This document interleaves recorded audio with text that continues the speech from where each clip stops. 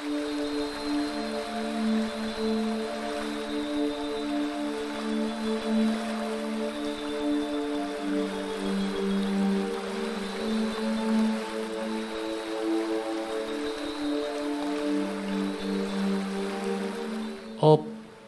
این حیات است.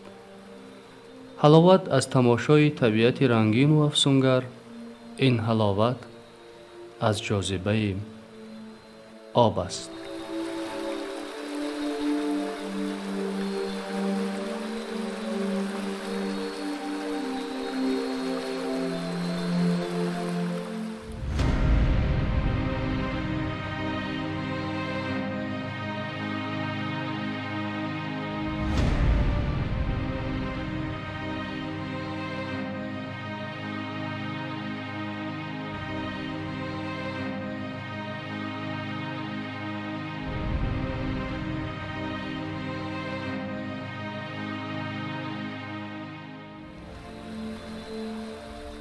جهان در حال خود است، اما شخصیت در فکر آینده نیک بشر همانا دوربین و غمگسار.